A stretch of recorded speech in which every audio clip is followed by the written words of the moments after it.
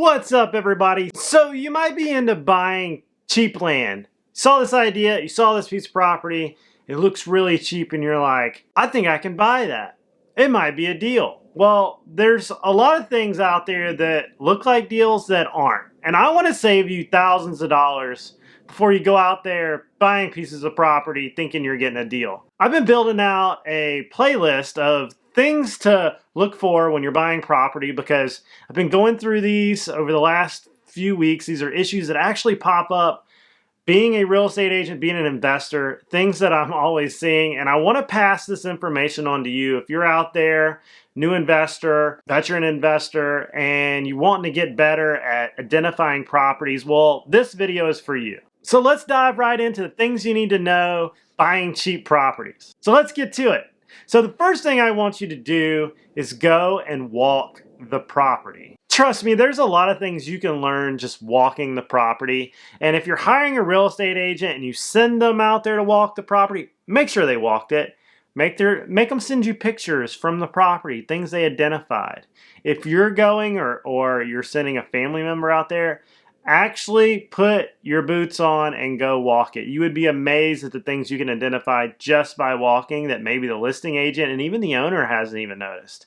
Sometimes people inherit these properties or they become a nuisance property for them. They've never really even been there and they don't even know a lot about the property themselves, or they'll say that. So go and walk the property, and I want you to feel the ground underneath your feet and see if it's smushy, see if it's got water coming up when you walk.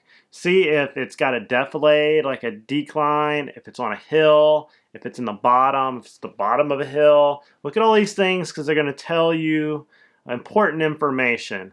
Make sure there's no bodies buried on the property. Let me tell you, even if you live in a state where they say it's not a big deal, it's a big deal. People are scared of buying properties with people buried on it because in the old days they just buried grandma on the back 40. Or there might be a Native American burial ground or some type of historical something on the property that could affect what you could do with the property from there on. I want you to look for weird nuances like bodies, like weird utility lines, things like that that cue you into something else you need to look into on the inspection process. The due diligence period, which I talked on my last video, and we'll get to further in this video. Probably at the end. So you've identified if there's water on the property or if it's low or maybe at the bottom of a hill. Also wants you to look for any type of environmental issues. Like, did it have an old gas station on it? Was it close to a gas station? Is it the bottom of some type of agriculture field that probably had a lot of chemicals sprayed on it? Make sure that they didn't have an old storage bin in the back. Make sure they didn't have an old gasoline storage tank in the back. Make sure there's not some type of weird septic problem or something to that nature. These are things you got to ask. So most of the time when these properties are really cheap, it has to do with some type of liens or code enforcement violations or something that's just off about it. Trust me, like in today's day and time, the big guys have automated ways of telling what's wrong with some of these properties. And the moment they hit, the obituaries or they hit, some type of court filing system with liens or they're in some type of les pendes or anything like that, the big boys have already filtered it out the moment it hits the market. You want to make sure that you've figured out if there's any code enforcement violations, if there's any title problems, if there's any survey issues and encroachments. Make sure you get a survey. Make sure you get an elevation survey. Okay? I behoove you, if you're going to spend a lot of money, get an environmental inspection because that'll tell you if there's any type of things wrong with the soil, if there's any type of, like I said, tanks or environmental gas storage facilities or anything like that on the property. If it's a big piece of property, well, things get hidden on the back 40. People bury trash and garbage and all kinds of stuff. Okay, the next biggest one is go to planning and zoning. If you're buying a piece of property and it's really cheap, odds are there's some type of restriction what you're allowed to do with it. They might say there's a setback issue or there's some type of You're not allowed to build a house, you're not allowed to build a storage facility or whatever you're trying to do. Odds are there's something with the property that is making it not either be on the open market or getting acceptable offers on the market. I went to a piece of property not too long ago, and it was right next to one of the local bars, and it looked on its face to be perfect. And when I went by it the first time it rained, I realized the entire lot was a pond. So make sure you check out the property when it's raining, after it's raining, within a couple days of it raining, and you'll find out, what happens when it rains. Where's the water puddles? If it drains at all. If you're going to be able to build, or if it's going to percolate. You got to make sure these properties will percolate if you want to have a septic tank. If you want to have any type of sewer runoff or sewage draining, you got to make sure, one, the soil is good enough to have a septic tank if you're going to go that route. And city sewer might not even be available where the property is. So look at that too. Is the property so far away from the city, from utilities, that the internet might not go out that way? There might not be any county water, and you have to have a well. You might have a lot of issues that makes this property not entertaining for most buyers. What about the offer? Okay, you found it, it's cheap, it's super cheap, and you think it's a deal, and you haven't found anything wrong with it. When you write the contract, either you or your real estate agent, this is very important, you want to use the contract to your advantage. And you're going to write in the notes, or you're going to send it with a writer, depending on your state. I happen to be in Florida and in Alabama, so this is how I roll with it. I'm going to write in the notes, or in the right to inspect cancel rider. I'm going to block check it at the bottom, whether I'm using an as-is contract or I'm using a Florida FAR bar, contract. And I'm going to say I have the right to inspect and right to cancel, and I want 15 or 30 days or whatever to complete my transaction. And in the course of the events, and I find out there's a $100,000 lien on top of it, there's a big code enforcement violation, title comes back and says there's blah, blah, blah wrong with it, and they're not willing to pay it off, they're not willing to make it right. They might not have known about it. I know about it now. And the property has become too expensive, and it doesn't behoove me to go along with finishing out this contract. I have the right to cancel it and walk away.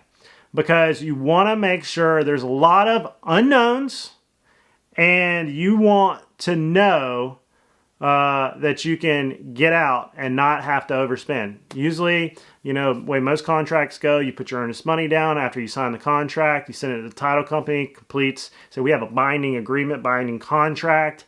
And if you don't write in there, I have the right to inspect, cancel, there's contingencies to cancel or walk away, financing contingencies, whatever, however you word it, that they get to keep that earnest money. And what they don't tell you sometimes too is you can hang the property up like that for a long time over a short amount of money. That's not very ethical, but I have seen properties get hung up for a long time like that. So you get in this legal mumbo jumbo on whether who keeps the earnest money. Long story, another video. But you want to be able to get your earnest money back if you're putting any down. If you're going into a property that this is down the rabbit hole stuff. You're going to a property that you know that there is a chance that there's really something bad with it. Try to put as little amount of earnest money down as possible. If the other real estate agent is on duty, he's not going to allow you to do that. If he's worth the salt or she's worth her salt. If the seller just doesn't know, then that's up to you how ethically you want to be, but you're really risking your money on something they're not telling you about. So you have a clash here on how much do you want to trust them and how much money do you want to put down. If you're really sure about the property and you want to tie it up and you want this to move on, put a good sum down. Usually the industry's 1%, but I would go less than that on a crazy cheap off the market deal, or even on the market, been there a long time. And the real estate agent looks like he's something from 3 generations ago. Just know that that's probably not going to be the easiest, quickest deal to deal with it. So you want to have a little leverage. So let's get in close and let's talk about what not to buy. Okay, don't buy anything that somebody's been buried on. Okay, if there's a body, don't do it. Don't buy weird legal descriptions and property dimensions, things that are not legitimate lots, or if let's say you're looking at a big piece of property, has a weird angle on it that just doesn't allow you to conform anything really to it, or any type of weird easements and accesses, or that there's not any ability to touch a county maintained right-of-way or road. Make sure it's got the proper utilities. Don't buy anything that doesn't have city or county water. Don't buy anything that doesn't have internet access. Don't buy anything that you can't put a septic tank on. Don't buy anything that floods most of the year. It's going to like greatly affect the way what you can do with the property, what you can store on the property, what you can build on the property. You're not going to be able to put a septic tank on it, anything like that. Don't buy anything that hasn't been probated or stuck in probate or got a weird medical lien on it with 15 different family members. You'll probably never wind up closing that deal. Don't buy anything where there's a weird code enforcement violation on it that you know that the sellers are not going to pay for, and the cost of it would make the property astronomically expensive. These are these hidden costs behind the property's title that you just don't know about until like 2 days before close. Make sure you you put an inspection timeline in there and contingencies for you to be able to back out of this contract. Just never buy something without ability to get out of the contract before closing. Never allow the seller to use some weird title company where you're going to be wiring your money to. That is just asking for problems, because now we have to wire money for closing, and sometimes you never even know who these title companies are. They could be fake. They could be, it's all kinds of weird stuff. Understand the title closing process. Use a good real estate agent. If it looks like it's some out of the state weird ownership, never buy something that the entities you're going to purchase from just doesn't add up. It just looks weird. Learn how to recognize these things. Like the other day, I got an offer for one of my properties from an out-of-state LLC with a weird proof of funds that was like basically his own proof of funds letter, proofing himself from himself. Didn't make any sense, and it was a title company he was wanting to use in like Miami, and it just did not smell good. So just learn to feel these things out. You never want to buy a piece of property that doesn't percolate. You never want, and with percolate I mean the water drains through the soil enough to have a septic tank or any type of modern waste disposal measures. You know, you don't want to buy tremendously downhill from the sewer, okay? Because you have to pump the sewer up to the sewer, or the sewage up to the sewer. You never really want to buy a piece of property where the neighbors' encroachments create some type of disformity to your property, like a giant building overlooking, you know, a backyard in the way that the house is just not functional. There's this giant thing there. You just don't want to have these crazy encroachments. You don't want to buy properties with crazy nuisance. Too close to an airport, too close to a railway, too close to a post office that operates in the middle of the night, too close to any type of industrial unit that is just not abiding by normal principles of being neighborly. You know, large trucks coming and going all the time. Things that just make a property just not cool. Like nobody wants this unless you're going to use it for like a storage facility or something. You also want to be careful buying pieces of property that have a history of people trespassing on it. There are places in the country, even places in the city, where people are just constantly going to and from through a piece of property.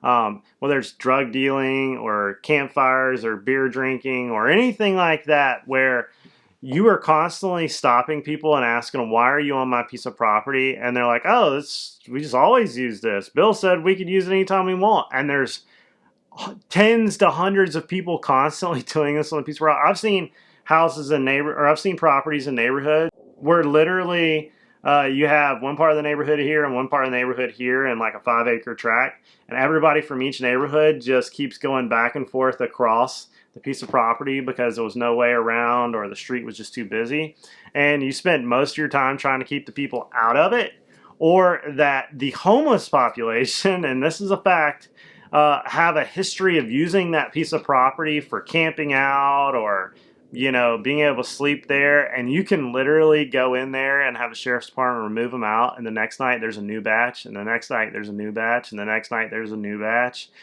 because it's just historically known that they can go there and they tell everybody else, to the point where you're having to constantly either patrol it or have fencing all the way around it, and anything you put there gets stolen. Like, this stuff is real as a real estate investor. If you walk the property, you'll probably notice if it's noisy, if it's close to a really noisy road, noisy neighbors, airports. Like right now, I am having to stop this video every time a jet flies by because I live close to the naval base.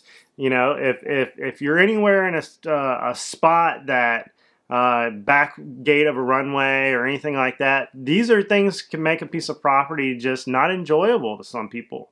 And you got to take that into mind too. Go talk to the locals. They'll tell you. Most of the time, the neighbors, their mouth will run and you can't stop it. And they will tell you everything there is to know about that piece of property. Good, bad, ugly, gossip, even what the county's trying to do. So go talk to them. Okay, the next one is do not buy a piece of property without a title search and title insurance. I've got a couple friends right now that literally are in lawsuits over the title chain of custody.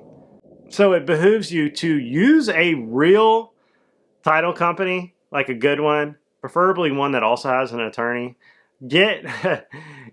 Make sure that you know exactly there's no liens, code enforcement, anything like that on the property. Because 90%, even tax, make sure there's no IRS liens on it, okay? Medical liens, anything like that. That's usually why some of these properties are sitting. And when you dive into them, there's a $100,000 IRS lien on it, or some type of, the county's mad about something. But I'll tell you this, on a lot of the code enforcement, if you go and talk to code enforcement and you're willing to fix things and help and make the property better, they'll help you out on some of the fines. Sometimes they'll waive them.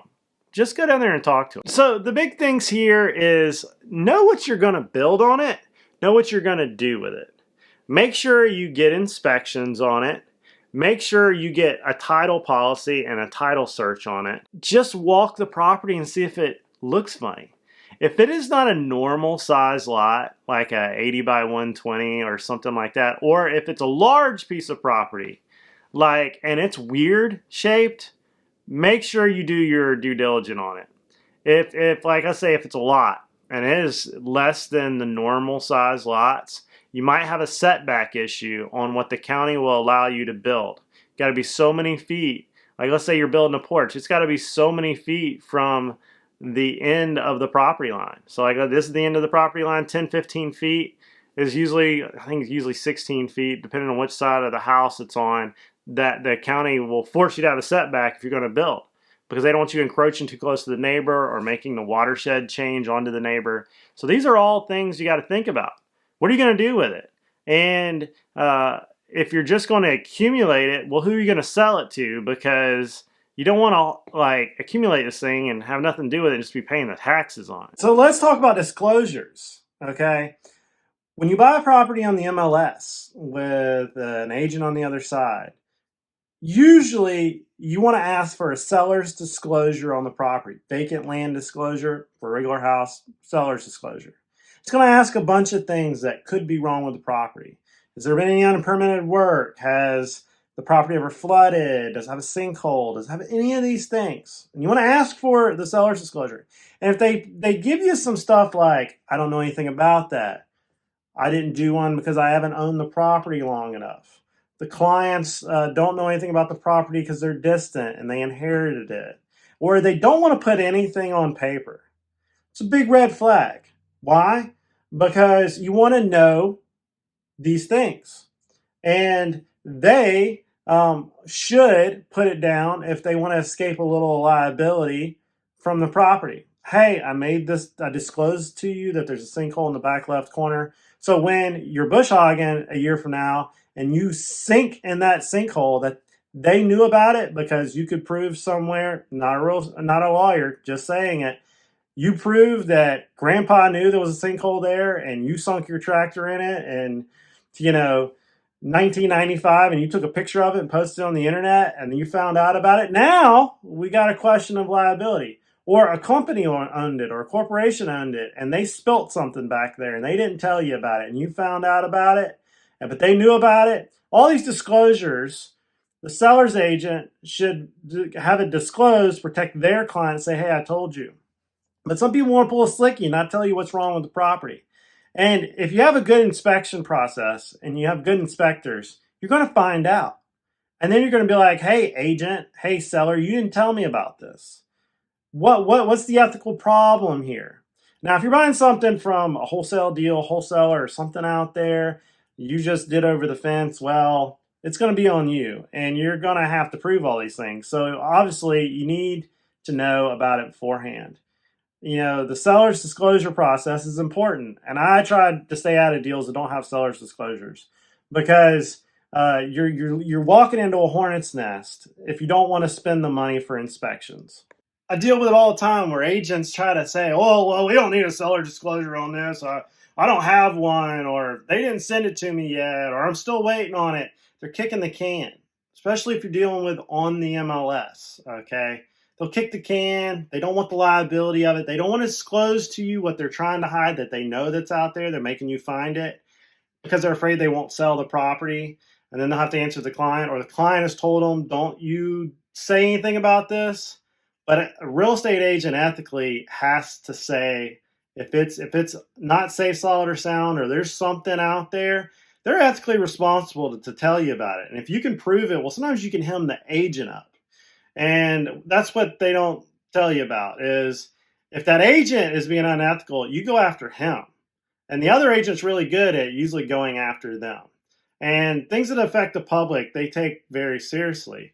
So if there's not an agent involved, there's nobody really to hem up.